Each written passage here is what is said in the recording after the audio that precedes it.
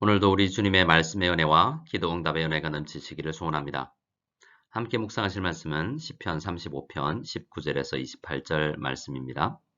부당하게 나의 원수된 자가 나로 말미암아 기뻐하지 못하게 하시며 까닭 없이 나를 미워하는 자들이 서로 눈짓하지 못하게 하소서. 무릇 그들은 화평을 말하지 아니하고 오히려 평안히 땅에 사는 자들을 거짓말로 모략하며 또 그들이 나를 향하여 입을 크게 벌리고 하하 우리가 목격하였다 하나이다. 여호와여 주께서 이를 보셨사오니 잠잠하지 마옵소서. 주여 나를 멀리하지 마옵소서. 나의 하나님 나의 주여 떨치고 깨셔서 나를 공판하시며 나의 송사를 다스리소서. 여호와 나의 하나님이여 주의 공의대로 나를 판단하사 그들이 나로 말미암아 기뻐하지 못하게 하소서. 그들이 마음속으로 이르기를 아하 소원을 성취하였다 하지 못하게 하시며 우리가 그를 삼켰다 말하지 못하게 하소서. 나의 재난을 기뻐하는 자들이 함께 부끄러워 낭패를 당하게 하시며 나를 향하여 스스로 뽐내는 자들이 수치와 욕을 당하게 하소서. 나의 의를 즐거워하는 자들이 기꺼이 노래 부르고 즐거워하게 하시며 그의 종의 평안함을 기뻐하시는 여호와는 위대하시다 하는 말을 그들이 항상 말하게 하소서.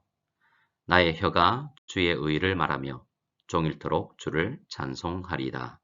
아멘. 성도 여러분은 살면서 원수를 만나본 적이 있으신지요? 여러분들은 어떤 사람을 원수라고 하겠습니까? 사람마다 기준이 다르겠지만 아마도 대부분의 사람들은 원수라고 부를 정도의 사람을 만나기는 쉽지 않을 것입니다. 원수는 아니어도 나와 사사건건 부딪히는 사람, 말이 잘 통하지 않는 사람, 심하게 다툰 사람 정도는 아마 대부분 만나보셨겠죠. 어제 오늘 우리가 묵상하는 시편 35편은 다윗이 원수에게 심한 괴롭힘을 당하면서 하나님 앞에 드린 기도입니다. 이 시편을 잘 묵상해서 다윗이 만난 원수 같은 사람이든 심하게 다투어서 웬만하면 보기 싫은 그러한 사람들을 성도로서 어떻게 대해야 하는지 깨달음을 얻기를 원합니다. 다윗은 지금 원수 때문에 힘들어하고 있습니다.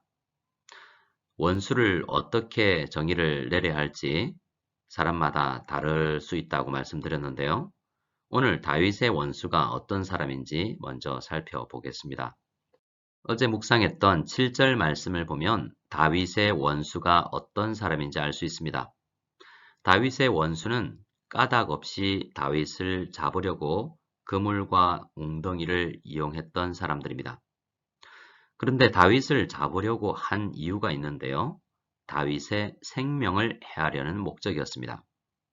다윗을 죽이려고 했다라는 것입니다.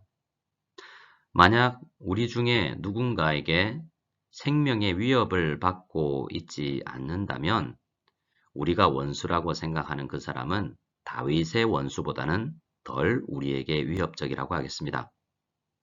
다윗을 더 답답하게 하는 것은 그들이 다윗을 죽이려고 하는 이유가 전혀 없고 타당하지 않다라는 것입니다.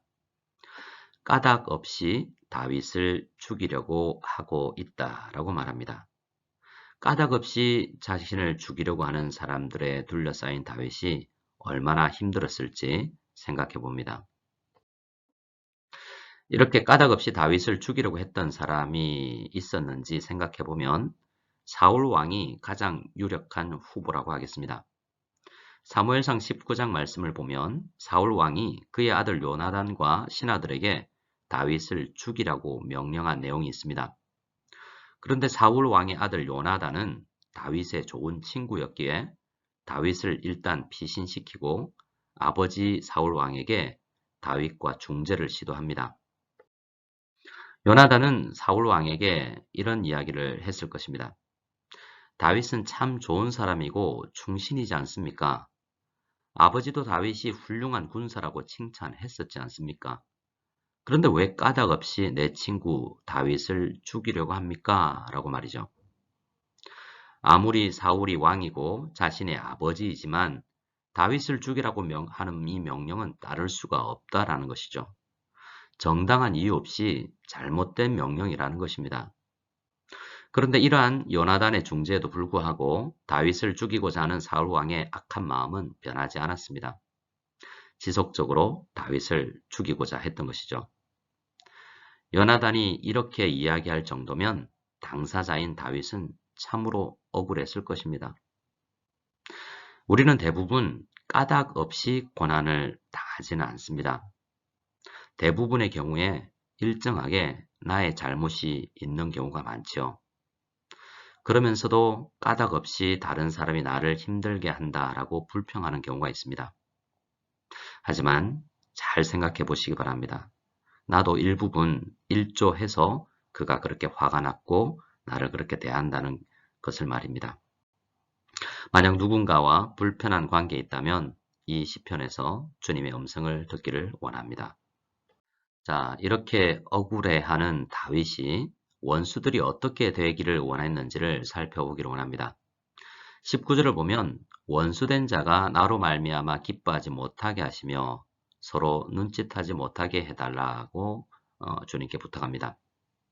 그들의 목표가 이루어지지 않게 해달라라는 말입니다. 그들이 원하는 대로 다윗이 그들 손에서 죽어서 그들이 기뻐하는 일이 일어나지 않게 해달라는 말이죠. 다윗은 지금 자신이 원하는 대로 이 문제를 해결해 달라고 하나님께 요청하는 것이 아닙니다.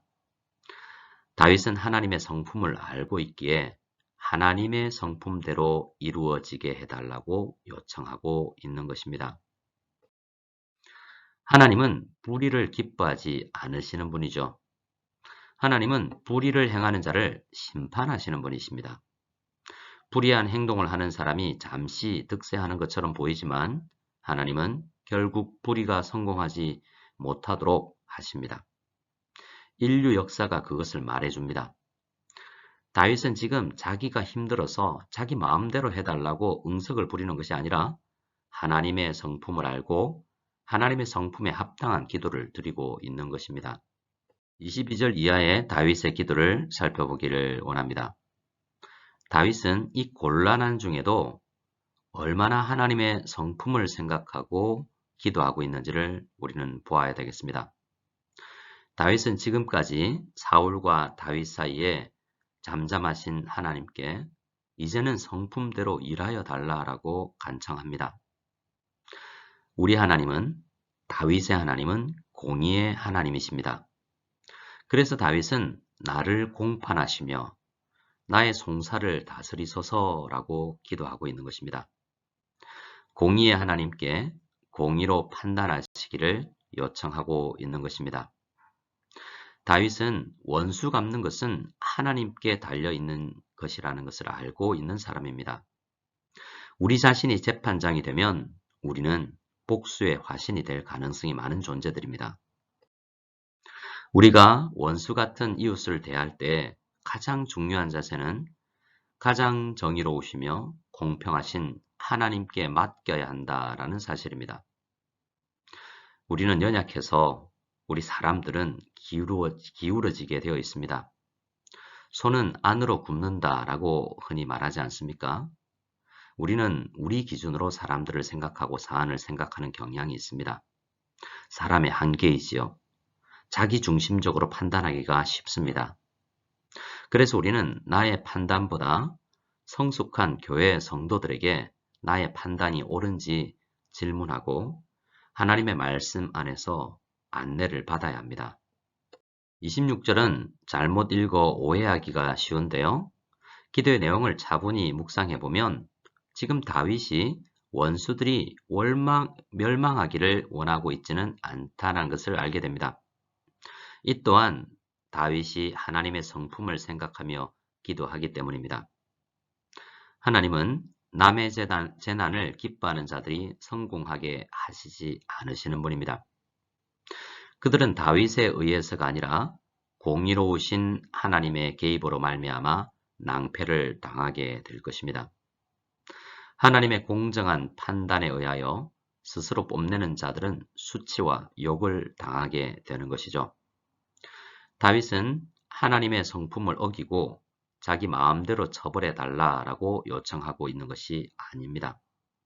하나님의 성품을 잘 알기에 이러한 죄인들은 하나님이 심판하실 것을 알고 기도하고 있는 것이라는 거죠. 오늘 우리 시편 35편의 마지막 구절인 27절, 28절을 통해서 다윗이 얼마나 믿음에 굳게 서 있는가라는 것을 보게 됩니다.